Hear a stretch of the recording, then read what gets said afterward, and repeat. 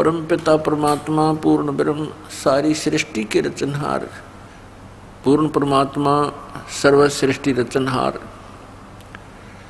ये कबीर साहब जी हैं, कबीर परमेश्वर जी हैं। ये हम सभी आत्माओं के पिता हैं। पूरी सृष्टि असंख्य ब्रह्मांडों के रचनहार हैं। पुण्यात्माओं, हम यहाँ काल के जाल में फंस चुके हैं। 21 ब्रह्मांड इस काल भगवान का शासन है, इसकी प्रभुता है। 21 ब्रह्मांड में एक ब्रह्मांड के अंदर 14 लोक और साथ में ये पृथ्वी लोक, स्वर्ग लोक, पाताल लोक और 88,000 खेड़े, ब्रह्मा विष्णु महेश, 88,000 ऋषि, 33 करोड़ देवता, 18 भार बनमाला, 96 करोड़ मेघमाला,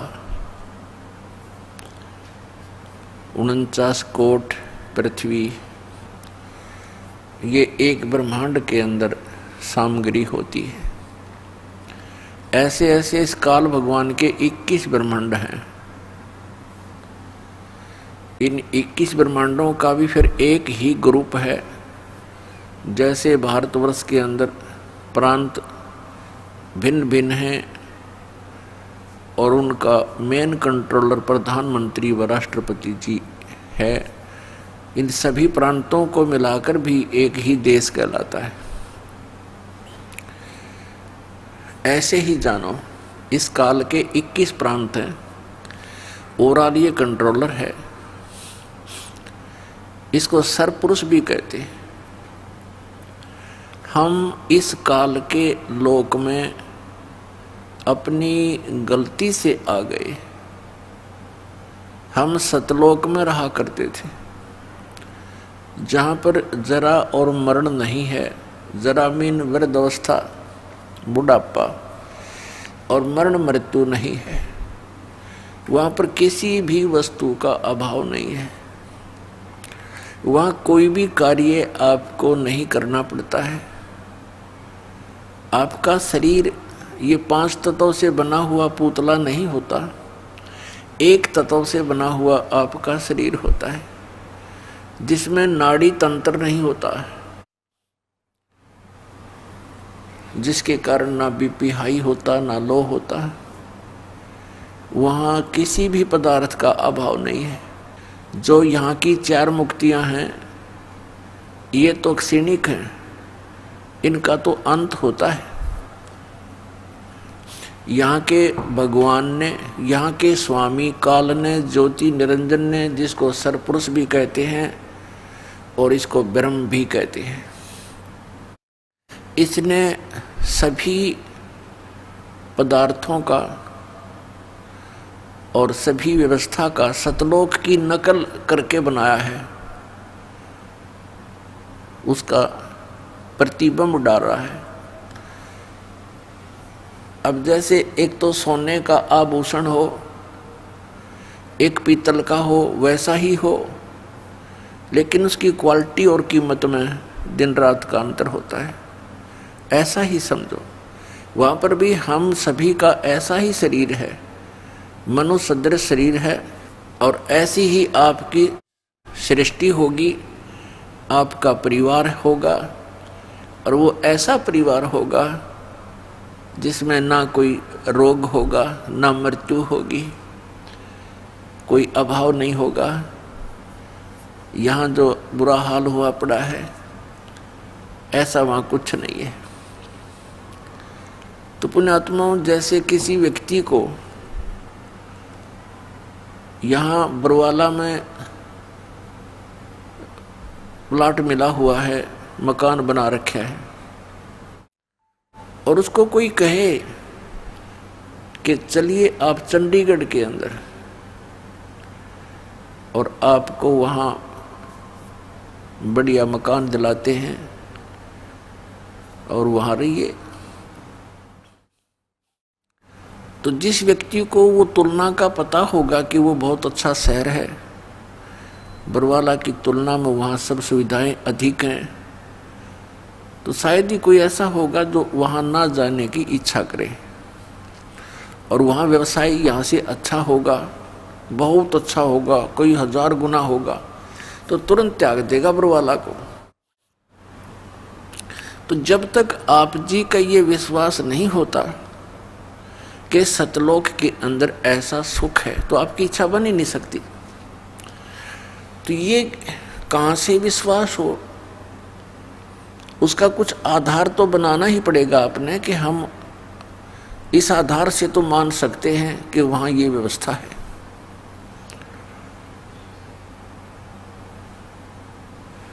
अब उसके लिए काल ने एक जाल फैला दिया। ये काल के पंथ चालू कर दिए, राधा स्वामी पंथ, जय गुरुदेव पंथ, ये सच्चा सौदा डेरा धन धन सतगुरु पंथ, और जगमालवाड़ी और सिरसा वाला। ये दिनोद के अंदर, भिवानी के अंदर हरियाणा में ताराचंद जी ने वही राधा स्वामी ही पंथ का बीज बो रखा है। ऐसे ही कृपाल सिंह जी दिल्ली के अंदर सावन कृपाल मिशन, ब्यास के अंदर राधा स्वामी पंथ, आगरा के अंदर और भी बहुत गणे ठाकुर जी, पता नहीं कितने किए इन्होंने काबली की करबो दी। ये सभी डुप्लीकेट पंथ हैं, काल के पंथ हैं। इनके 5 नाम काल के हैं। अब नाम से मोक्ष होगा, क्योंकि संत मता पूर्ण रूप से नाम पर आधारित है। तो नाम सच्चा हो तो मोक्ष होगा, नाम झूठा है तो मोक्ष नहीं होगा। तो इनके 5 नाम नकली हैं, काल के ही जाप हैं। जहाँ आशा ताबासा हुई, अब जहाँ की टिकट बनवा रखी है, जहाज तो वहीं जा छोड़ेगा आपको। तो इन्होंने काल की टिकट बना रखी है आपकी, और आप काल के ही जाल में रहोगे। तो इन्होंने क्या बताया है, एक निरंकारी पंथ है और एक ये अंसादेश पंथ है, जो सतपाल जी महाराज और ये प्रेम राउत, बाल योगेश्वर जी अमेरिका दीवनों के बहुत गुना प्रचार कर रखे। काबली की करता अपने आप उग जाया करे, ना बोने की जरूरत ना पड़ती, ना देखभाल की हो सकता। आम के पौधे लगा के देखो तो सब नकली पंथ हैं, मनमुखी साधनाएं हैं, निराधार उनके मंत्र हैं, किसी भी सदग्रंथ से मेल नहीं खाते, और कोई उनकी मर्यादा नहीं है, जिस कारण से भोले श्रद्धालु उनको परम संत मानकर उनकी शरण ग्रहण करके अपना जीवन नष्ट कर रहे हैं। ये क्या बताते हैं कि सतलोक के अंदर परमात्मा नहीं है, केवल प्रकाश ही प्रकाश है। और वहाँ मुक्त आत्माएं जो यहाँ से मोक्ष प्राप्त करके जाती हैं, वो सतलोक के अंदर ऐसे समा जाती हैं सतपुरुष में, जैसे बूंद समुद्र में। वो एक भाव हो जाता है, एक रस हो जाती है। बताओ। और इस आधार से भी करोड़ों प्राणी उनके पीछे लगे हुए हैं। उन्हें ये नहीं सोचा कि ये क्या कह रहे हैं, और निराधार व्याख्या बना रखी है। तो इसके लिए हमने ये कौन सी सच्ची है, उन सभी संतों की बातें सत्य हैं या ये दास बताने जा रहा है आपको वो सत्य है, इसका निर्णय कैसे होगा? इसका निर्णय होगा अपने सदग्रंथों से और उन महापुरुषों से जिन्होंने परमात्मा को प्राप्त किया, सचखंड को देखा और फिर वापस आए। जो व्यक्ति वहां जाकर के वापस आया है, तो वो जो बताएगा वह सच्ची होगी, वो सत्य होगा। अब एक तो स्वयं परमात्मा ने आके ज्ञान दिया, परमेश्वर कबीर जी ने, अब परमेश्वर कबीर जी ने जो ज्ञान दिया, प्रथम तो वही फाइनल है। अपने द्वारा रची हुई सृष्टि को परमात्मा ही ठीक ठीक बता सकता है। उन्होंने आकर के स्वयं ये ज्ञान दिया। उसके बाद उस परमेश्वर ने हमारे लिए, परमात्मा ने कृपा की, हमें करतार्थ किया। उन महापुरुषों को सचखंड दिखाया, सतलोक, और फिर वापस छोड़ दिया ताकि वो गवाह बने कि सतलोक के अंदर सचमुच ये व्यवस्था है। अपने आत्माओं, परमात्मा ने एक और दया करी अपने पे। अपनी अमृतवाणी में उन्होंने सब कुछ लिख दिया, लेकिन वो अमृतवाणी इतनी लंबी चौड़ी बना दी, इस तत्व ज्ञान को उसके अंदर छुपा दिया। और साथ में उन महापुरुषों से भी कह दिया गया था कि अभी इस यथार्थ ज्ञान को केवल तुम इन श्लोकों के माध्यम से ही बताना, गद्य भाग से मत बोलना। तो उन्होंने पद्य भाग में, यानी दोहों और शब्दावलियों के माध्यम से ही अपना वहाँ का ज्ञान दिया, सतलोक और सचखंड का।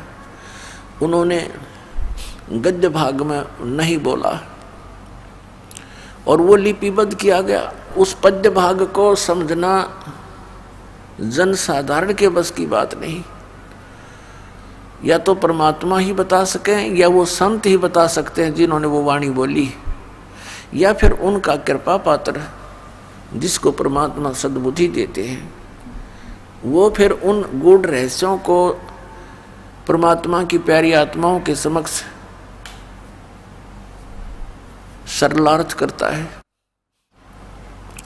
तो परमात्मा परमेश्वर कबीर जी ने हमारे ऊपर एक विशेष रजा बख्शी कि उस तत्व ज्ञान को इस समय तक ऐसे तरीके से लाए कि इन काल के दूतों को समझ में नहीं आई। ये राधा स्वामी पंथ तथा सच्चा सौदा पंथ, ये एक ही कुएं का जल है। आगरा से श्री शिवदयाल जी से इस पंथ का ये प्रारंभ मानते हैं, राधा स्वामी का। आगरा से ही एक जयमल सिंह जी नाम के पुण्यात्मा श्री शिवदयाल जी से दीक्षित हुए। फिर उन्होंने श्री शिवदयाल जी के मृत्यु के लगभग 11 वर्ष के उपरांत स्वयं ही व्यास नदी के किनारे पंजाब में एक डेरा स्थापित कर दिया, डेरा बाबा जयमल सिंह ब्यास, पंजाब में। उसके उत्तराधिकारी हुए सावन सिंह जी। श्री सावन सिंह जी के शिष्य हुए श्री खेमामल उर्फ बलोचिस्तानी शाह मस्ताना, जिसने सच्चा सौदा सिरसा की स्थापना की।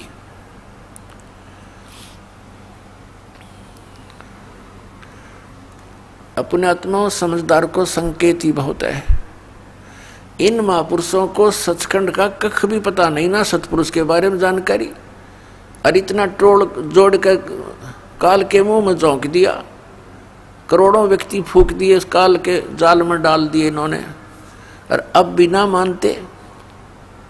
अब इनके गुरुओं ने एक मीटिंग की, राधा स्वामी, धन सतगुरु, जय गुरुदेव, इन सब ने मिलकर आगरा में। और उसमें उन्होंने पहले तो ये देखा कि, क्योंकि उनके भक्तों की शिकायत गई कि जी आपके विषय में एक रामपाल संत ऐसे ऐसे बोलता है, वो तो बहुत गलत कह रहा है। उन्होंने मीटिंग की, हमारी यहाँ से सीडी ले गए वो। उन्होंने सीडी देखा और सबको वहाँ बुला लिया। 600 एकड़ जमीन किराए, पहली जनवरी की बात है 2012 में, जनवरी में, और खड़ी फसल का मुआवजा दे दिया। और ये सब जगह मुनादी करवा दी कि सबने आना है, गुरुजी एक नवी गल दसेंगे तो इस श्रद्धालु तो पहुंच जाते हैं, पता नहीं क्या फार्मूला और बताओगे भक्ति का। कई लाख व्यक्ति इकट्ठे हो गए, 600 एकड़ जमीन, उत्तराखंड जमीन, करोड़ों आदमी आ जाए उसमें। पहले तो उन्होंने डिस्कस किया कि रामपाल का क्या करें इसका।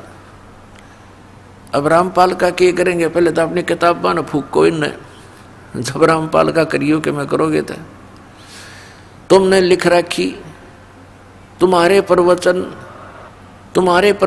तुम्हारा ही ज्ञान दास तो पढ़ कर सुनावा है भाई, पुस्तक मोल ले रखी है, आप पढ़ो औरों को पढ़ाऊं, देखो ये महापुरुष ऐसा ज्ञान देते हैं।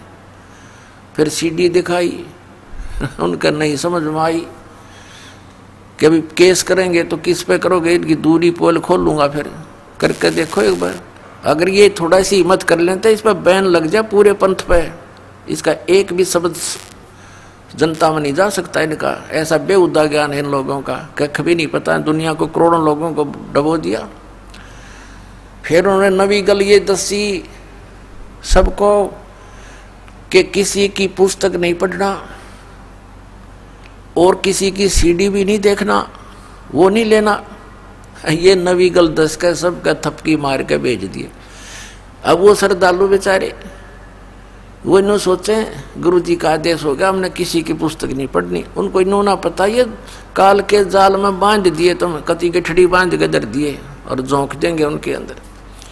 ज्ञान पढ़ने में क्या दिक्कत, हमारा भी पढ़ो और उनका भी पढ़ो, हमारा भी सीडी देखो उनकी भी सीडी देखो, तब निर्णय होगा कहाँ जा रहे हो तुम। तो कहने का दास का तात्पर्य ये है कि इनके पास न तो कोई ज्ञान है मंत्र पांचों काल के, और ये सिरसा वाले सच्चा सौदा वालों ने थोड़ी सी भिन्नता कर ली। किसी ने कह दिया होगा कि ये तो ज्योति निरंजन, ओंकार, ररंकार, सतनाम आदि ये तो सारे ही काल के जाप है, सतपुरुष का तो जिक्र भी नहीं इसमें। तो इन्होंने अपनी सूझबूझ से कि लोग नो ना कहेंगे ये काल के नाम हैं, 3 नाम चला दिए, सतपुरुष, अकाल मूर्त, शब्द स्वरूपी राम। और यूं कहते किसी को बताना नहीं। अब श्रद्धालु तो ऐसे होते हैं भाई नहीं बताना। अब ना बताने का कारण क्या होता है वो बताएगा दास आपको। अब ये अकाल मूर्त, शब्द स्वरूपी राम और सतपुरुष ये तो एक ही परमात्मा के महिमात्मक वचन शब्द हैं और पर्यायवाची हैं, जैसे जल पानी नीर, जल पानी नीर। अब जल कह दो, 3 कहने की क्या आवश्यकता है, जल कहो चाहे पानी कह दो चाहे नीर कह दो। जल पानी नीर कहने से मोक्ष हो जाएगा, यानी सतपुरुष, अकाल मूर्त, शब्द स्वरूपी राम ये रटते रहो, नहीं। उसको तो हमने खोजना है, पाना है, जिसको सतपुरुष कहते हैं। जैसे जल है, जल को तो हमने पाना है, वो कितना आवश्यक है हमारे जीवन के लिए, तो वो कैसे मिले, ये प्रोसेस अलग है, ये प्रोसीजर न्यारा है। बोकी लाओ, पाइप लाओ और फिर बोकी मारो, जमीन के अंदर जल है वहां से प्राप्त करना है, और फिर जब बोकी और पाइप का कार्य जल तक पहुंचना है, जल को बाहर निकालना नहीं बोकी और पाइप का कार्य है। उसके बाद फिर मशीन लगेगी हैंड पंप, वो हैंड पंप की भी फिर प्रैक्टिस करनी है, उसकी सेवा करनी है, उसका अभ्यास करना है। तो जब जल निकलेगा बाहर, जिसको हम खोज रहे थे, जल पानी नीर करने से नहीं, वो प्रोसेस अलग है, वो प्रोसीजर न्यारा है, वो इंस्ट्रूमेंट अलग हैं जिनसे वो साधना की जाएगी। 2 अक्षर का सतनाम है जिसमें एक ओम मंत्र है, एक तत् मंत्र सांकेतिक है। इसकी बोकी लगानी है श्वास उश्वास से, ये 2 अक्षर का सतनाम है। एक संत मत प्रकाश भाग 4 है, श्री सावन सिंह जी द्वारा लिखी हुई, उसके वचनों का संग्रह। उसमें श्री सावन सिंह जी कहते हैं 261 पृष्ठ पे कि सोई गुरु पूरा कहावे जो 2 अक्षर का भेद बतावे। कि ये गुरु ग्रंथ साहिब में लिखा, ऐसा वो बोल रहे हैं। और फिर बताया है कि नानक साहब जी कहते हैं, जे तू पढ़िया पंडित बिन दोय अखर बिन दोय नावा, प्रणवत नानक एक लंघाए जे कर सत समावा। नानक साहब जी कहते हैं कि हे पंडित, यदि तू 2 अक्षर के उस नाम बिना जैसे सारे ग्रंथों को घोट ले, इसे कोई लाभ नहीं होगा। अगर तूने ये 2 अक्षर नहीं पढ़े, नहीं जाप किया, तो यूजलेस है। फिर कबीर साहब का रेफरेंस दिया है कि कह कबीर अक्षर 2 भाख, होगा खसम तलेगा राख। अब कबीर साहब कहते हैं 2 अक्षर के मंत्र का तू जाप कर, भाख माने बोल, जाप कर। और यदि इन 2 अक्षर के नाम, यो सतनाम है, ये सतनाम जाप का नहीं है, ये 2 अक्षर का नाम सतनाम है। और होगा खसम तलेगा राख, यानी इस नाम का अधिकारी इस पृथ्वी पर 21 ब्रह्मांड में इस दास के अतिरिक्त कोई नहीं है 2 अक्षर के नाम को देने वाला। इनको पता ही नहीं, देंगे टट्टू ये। इन्हें सतनाम का ना पता तो क्या है, सतनाम सतलोक है, सचखंड है, सतनाम सथान है, सतनाम सतपुरुष है, सतनाम सतलोक भी सतनाम को कहते हैं, सार शब्द भी सतनाम को, सत शब्द भी सतनाम को। तो ये अधिकारी है ये, इनको कख भी पता नहीं किसी भी दात मार्ग का, और इतनी दुनिया को काल के मुंह में झोंक दिया। तो इसका देने का अधिकारी इस वर्तमान में इस दास के अतिरिक्त कोई नहीं था। और पहले इन महापुरुषों को मना कर दिया था जिनको ये सतनाम परमात्मा ने दान किया था। अब 2 अक्षर का ये सतनाम है, इसका अधिकारी से लिया हुआ जाप करोगे तो इसका समय आने पर आपकी रक्षा होगी और सचखंड प्राप्त होगा। लेकिन सार शब्द आदि नाम, जिसको सार नाम कहते हैं, सार नाम अर्थात आदि नाम के बिना फिर भी काम अधूरा। एक सतनाम, एक सार नाम। सतनाम में 2 अक्षर है, एक ओम, एक गुप्त। कबीर परमेश्वर जी कहते हैं कि सो हम शब्द हम जग में लाए, और सार शब्द हमने गुप्त छपाए। अब ये सार शब्द जो है, ये समझो हैंडपंप है, ये सार नाम हैंडपंप है। जैसे बोकी मार ली, पानी तक पाइप पहुंच गई, पाइप लोअर कर दी, डाल दी, फिर हैंडपंप लगाना पड़ेगा ऊपर, और फिर उसको ऐसे, उसकी भी वो भी जाप करने का है, वो भी जाप करना पड़ेगा। फिर वो जल पानी नीर प्राप्त होगा, वो सतपुरुष अकाल पुरुष शब्द स्वरूपी राम न्यो प्राप्त होगा। इस 3 मंत्र के जापते हैं, इस अकाल मूर्त शब्द स्वरूपी राम सतपुरुष, इससे नहीं। एक तो 2 अक्षर का सतनाम, और तीसरा वो आदि नाम सार नाम। तो श्वास के जाप करना पड़ेगा इस सतनाम का। एक वो मंत्र है, गुप्त है। और फिर उसके बाद ये दास आपको सार नाम देगा जब आपकी पाइप जल तक पहुंच जाएगी, तब ये सार नाम काम करेगा, अन्यथा करे नहीं। और कबीर सागर में स्पष्ट किया है कि परम संत जो होगा वो 3 बार में दीक्षा पूरी करेगा, 3 बार में दीक्षा देगा। आज तक जितने भी कबीर पंथी हैं, या जितने भी ये अन्य पंथ हैं, राधा स्वामी धन सतगुरु पंथ, ये सब एक ही बार में, इनके पास तो है वो एक आज्ञा पाठ से नीम तल है, ये अकाल मूर्त शब्द स्वरूपी राम सतपुरुष, बस दे दिया जाओ। एक यो निरंकार ज्योति निरंजन ओंकार, ये तीनों चारों काल के नाम, और बात करें सतलोक जान की, इन्होंने स्वयं ही अपने पैर पर कुआड़ा मार लिया। कबीर परमेश्वर जी का एक शब्द है, करने नो दीदार महल में प्यारा है, वो शिवदाल जी का समझ में आया ना, उसमें से इसने 5 नाम इसमत निकाल लिए ये। लेकिन वो ओरिजिनल नाम भी इसी मंत्र, इसी शब्द के अंदर है। मूल कमल का, नाभि कमल का, हृदय कमल का, और स्वाद कमल का और कंठ कमल के, वह भी मंत्र इसमें है, वह ना इनका हाथ लगे कि उनको पता ही नहीं, ना ये अधिकारी इन मंत्रों के देने के। शिवदयाल जी का जो फाउंडर ऑफ द राधा स्वामी पंथ है, उसका कोई गुरु नहीं, तो न्युग्रा आदमी पंथ चलावे। परमात्मा कबीर साहब कहते हैं गुरु बिन माला फेरते, गुरु बिन देते दान, गुरु बिन दोनों निष्फल हैं, चाहे पूछो वेद पुराण। रामकृष्ण से कौन बड़ा, उन्हों भी गुरु कीन, तीन लोग के वेदनी गुरु आज्ञाधीन। तो इस प्रकार इन्होंने ये 500 नाम काल के जाप करते हैं। इन सतनाम का ये नहीं पता आज तक, हे भगवान ये क्या करने का है, खाने का है, पीने का है, ये कोई स्थान है या कोई नाम का जाप है। कहीं कहते हैं ये सतनाम असली राम है, सतनाम सचखंड है, सतनाम सचखंड को कहते हैं। कहीं कहते हैं सतनाम स्थान है, फिर सतनाम सतपुरुष भी सतनाम है, सतलोक भी सतनाम है, सारनाम भी सतनाम है, सार शब्द भी सतनाम है और सतनाम भी सतनाम है। हुआ भाई बांडे जो बांग पी का बोल लग रहा आदमी, और बताते हैं हम सतलोक जाएंगे, सचखंड जाएंगे। अब शिवदयाल जी तो जा लिया सचखंड, वो तो बुक्की में बोल रहा था, अपनी शिष्या में भूत बनकर अपनी शिष्या बुक्की के अंदर बोलकर फिर ओका पीवे और भोजन खावे, हो गया पार शिवदयाल तो। और यही सबके साथ बनेगा जो ये नाम जाप करते हैं, जितने भी राधा स्वामी पंथ से संबंधित पुण्यात्माओं। दास आपके ऊपर